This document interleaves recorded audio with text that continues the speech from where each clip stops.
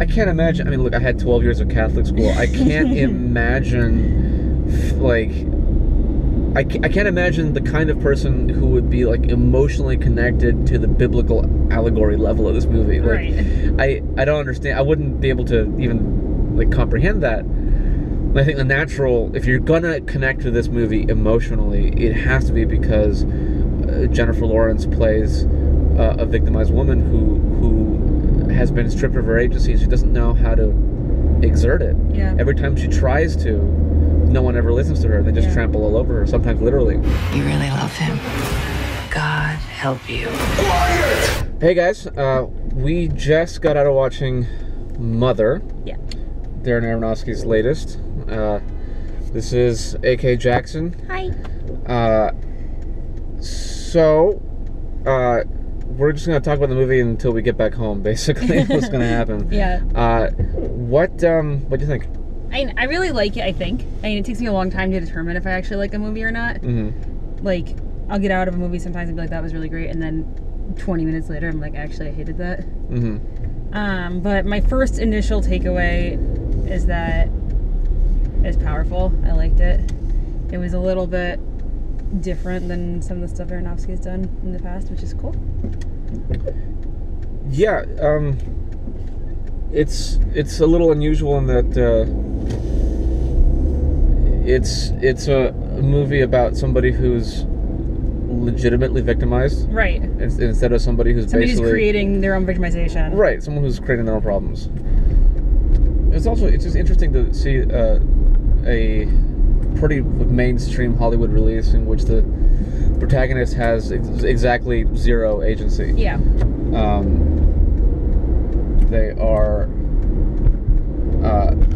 They have absolutely no control over their life Whatsoever, yeah. I mean, usually my complaint about movies in general is that women don't have agency in them, and in this movie that was the greatest thing about it. Yeah, because it was done with a point. Yeah, and I mean, it was really realistic in terms of, like, the emotional picture as to how I've been made to feel in my life. Yeah. There were a lot of moments in that movie where things were getting out of control and there was literally nothing she can do about it. And I was like, wow, yeah, no one this captures a feeling that I felt in a lot of dark places in my life. Mm-hmm. There's like this conditioned politeness that she clearly doesn't want things to happen, and yet when asked, what's she gonna say? Yeah. You know, like there's that kind of like conditioned response. So what do you think the movie's about? Like, how do you interpret the movie? Well, when we were first coming out of the theater, I said, like, it's a lot of different movies. And there's obviously this relationship theme about how a relationship takes everything away from you. Having yourself stripped away, having your accomplishments and the things that you do not matter when you're in an unhealthy relationship, obviously. The house was it was a movie about the house. She is the house. Yeah. But the house was originally his and it was ruined, and she came here to fix it. And that's what I've been in that relationship before, where I found somebody who was, I knew that they were ruined when I met them, and I thought that I was going to be the one who fixed them. That I was going to come in and, this is something that it's actually really important to me, that it's something I talk about a lot, that our society conditions women to want to do this, right? To want to be caretakers and nurturers and mothers. And the way that we're really taught to do that is to heal men. That's what I was sort of taught by my culture is what I was supposed to do with my life. Yeah. I experienced trauma when I was young, and I have had a lot of difficulty accepting the idea that it's not for something, and it's not for me to take it and make something out of somebody else. And I don't know men who feel that way. That's a very female emotion, and I feel like that sort of need to fix somebody, that when she's trying to explain that the reason it would be so much easier to build a new house, but she's fixed this one, right? And why? It's because she loves him. And that's the way that we're taught to love. Right. That's the narrative of what love is supposed to be. Yeah. Is one of doing all sorts of invisible emotional labor for a man who doesn't even realize you're doing it. Right. I mean, I was very in tune to how much emotional labor she was doing from the very beginning of this movie, when like right in the first couple of scenes, you know, he's not physically there for her. That's how the movie opens. Right. She's searching for him. Yeah. He's emotionally not available to her, and he doesn't respond to her, and he's not grateful for any of the things that she does. And there's this aesthetic of the movie where everything is like really handmade and like sort of traditionally wrought, right? Yeah. Well, one of the first thought that kind of popped in my mind looking at that house was like, this is like the most hipster artisanal. Yeah, I thought that like, too. Like, you know, everything was like so. Yeah, it was kind of funny to look at it. Yeah, but I mean that sort of does go along with this theme of labor, right? Because everything in that house looks like it was handmade. Right, it's supposed to signify. There's sort of an implication that many of these things were made or created, or at least a symbol of her creation, right? Sure. That in a way she's like responsible for every single thing in that house. You never see anybody acquire anything in this movie. Like, where does their food come from? Where does anything come from? Well, no, because it's not a real place. Right, because they exist. They exist in this sort of round, like spherical, cyclical shape. Right. There's a lot of these 360-degree pans, which is something I've been really personally hung up on in film right now. I'm really into this. But they're glued to her face. Yeah. Is the thing that's really interesting about the it's like the opposite of like a Tarkovsky pan, which is like the person's view going around, because this is the view going around her. Well, it's almost like a Michael Bay pan, except not action oriented. Like, right. It's about the subjectivity of her emotions. Yeah. And also her own disorientation in her own house. Like, you never really get a good layout of what the house looks like. Because so much of the movie, at least like 70% of it is shot it's like a close up of her face and the camera moving around her face. Yeah.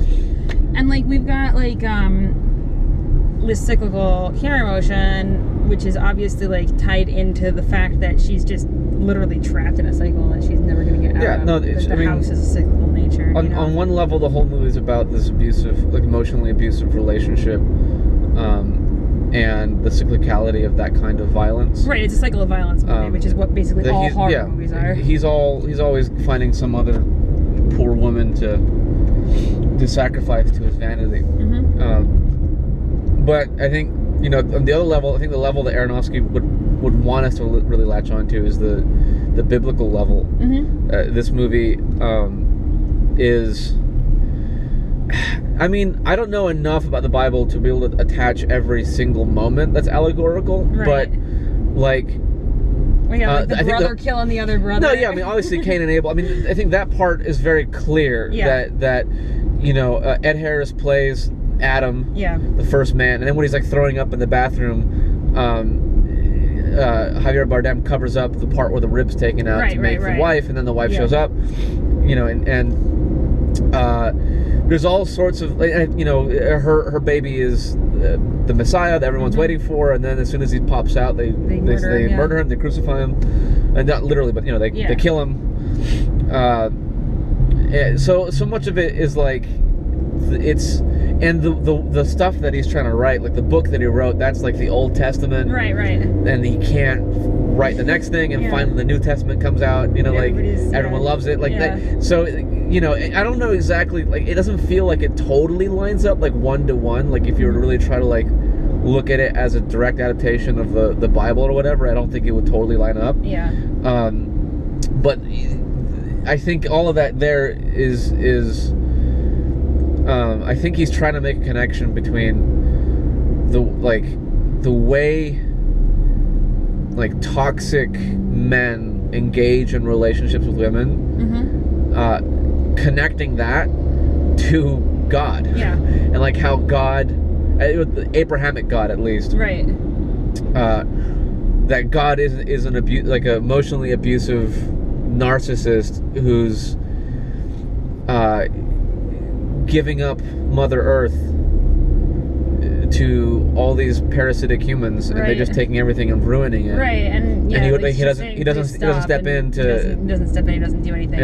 I don't know how much of a self-identifying feminist Aronofsky is, but there are very pointed lines of dialogue that just felt like someone deliberately making a point about how a lot of men engage with women. Like the scene when she doesn't want the phone number from the guy. Right. Yeah. And he's like just totally insistent, and when she has to like tell him no like 10 times. Yeah. And then finally, his reaction to being turned down so many times is to be like, "Well, you're a stupid, stuck-up fucking cunt." Right. Like, and like that.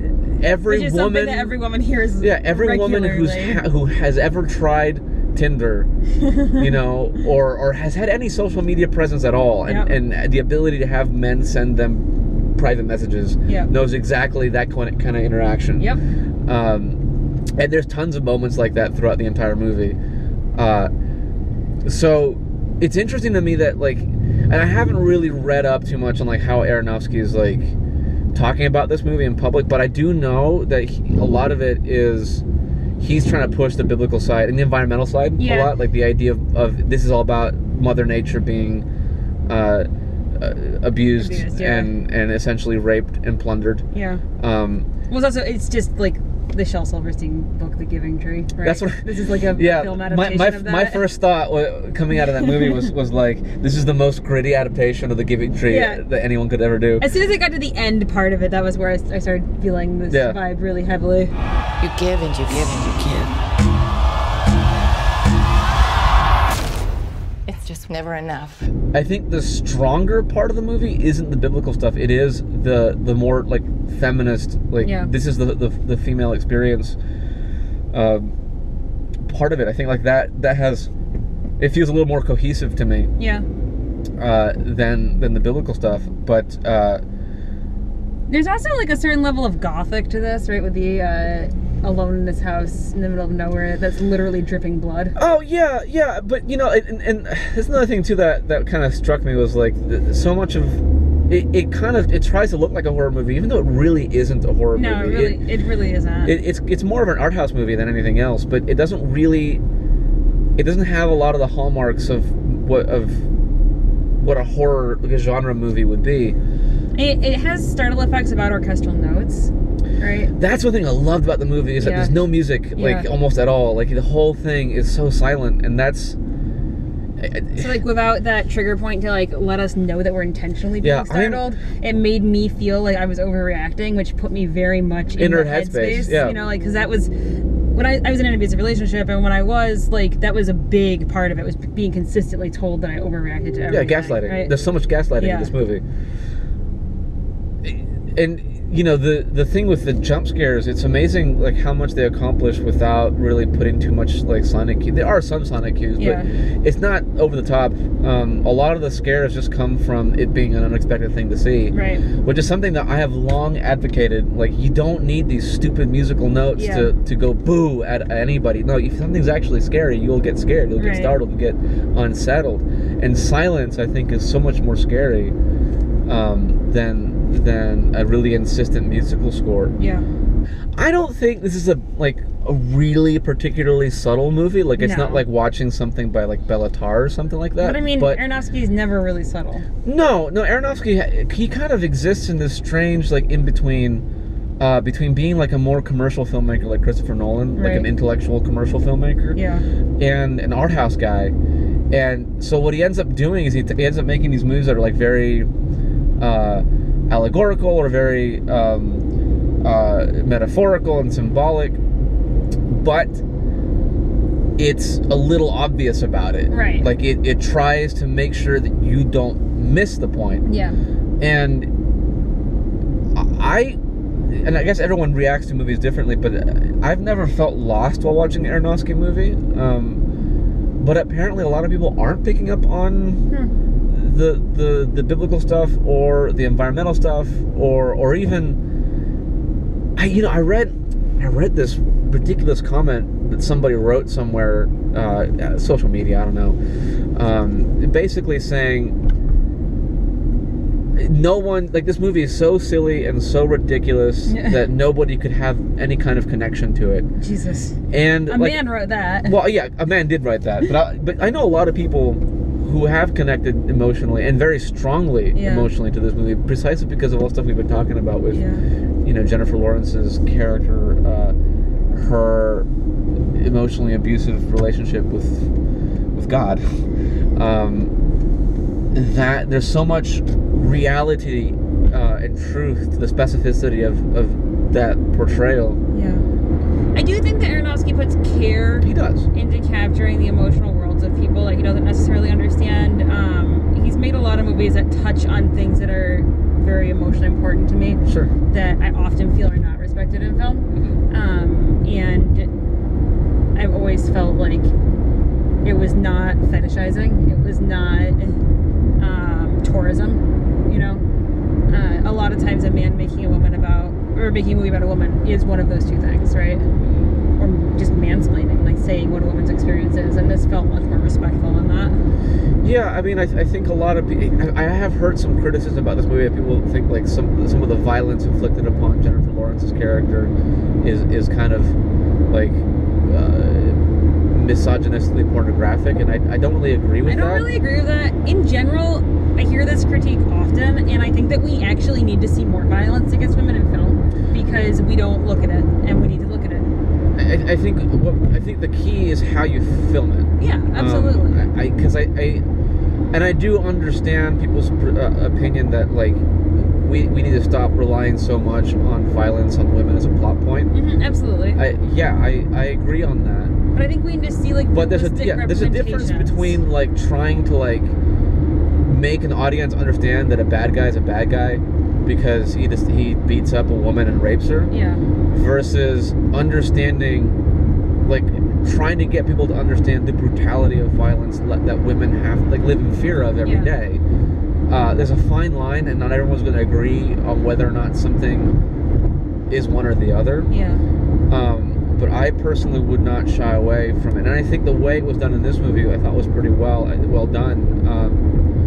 Like even in the most violent part, where everyone's like beating her up and like tearing her clothes and calling her like a slut or whatever. That at that point, like the camera tries to stick to her face as much as possible. Yeah. And it's not, there's it's not like when a man rips off a girl's clothes in a sexy way. Right, right. It's not sexy violence. There was no, even the sex in this movie wasn't sexy. There was nothing sexy out of this movie. And not to say this in a critical way necessarily, but it's not like Clockwork Orange. Yeah. Where, that first assault on the theater stage. Yeah.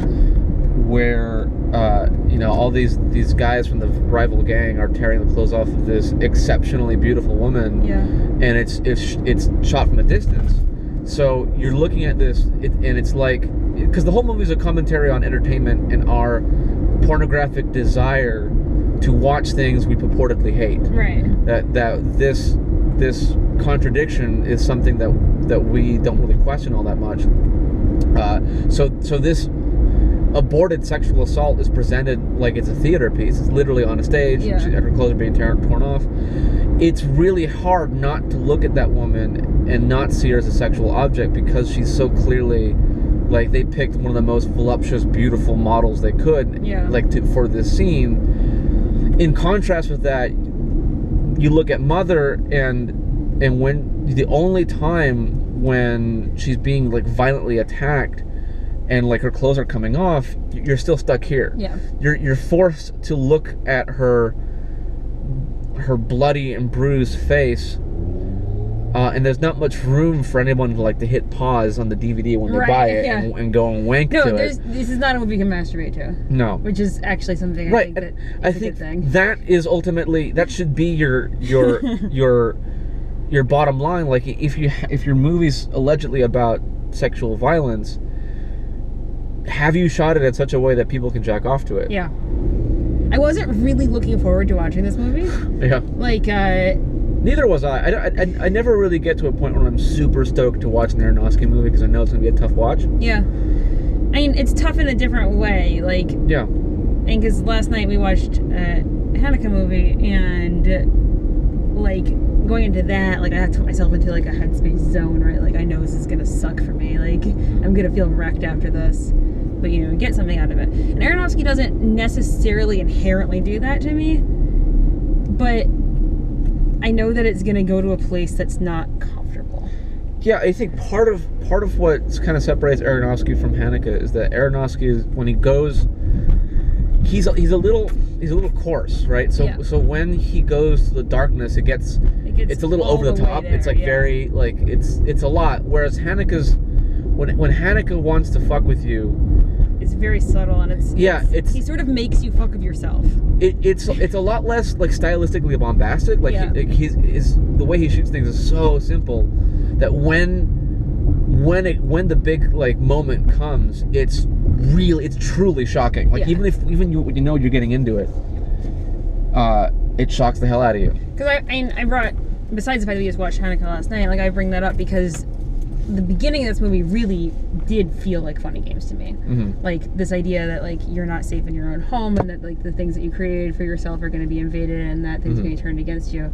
And then it morphed and grew into something else from there, which was really interesting. Like at first I felt like it was almost that exact same emotional picture. This movie, if for no other reason, it's an unpredictable movie. Like that's if for another reason to watch it, I think like just like the first half of the movie, you kind of get a sense of, oh, this is what this movie is, and then it goes off the rails, and it goes totally allegorical, totally symbolic, and there is no pretense at realism. There's no way you can watch this movie and take it literally, right?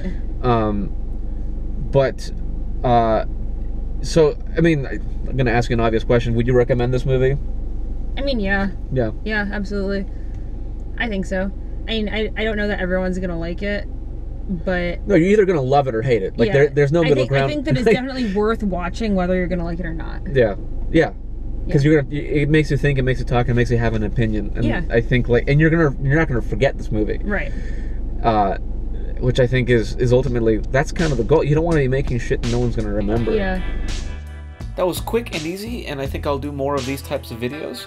My Alien 3 video is currently in the works. I am editing it right now, and hopefully I'll have that done in the next few weeks. And I know I've been talking about that Twin Peaks video. I actually have 2 videos planned for that, so there's plenty of content on the way.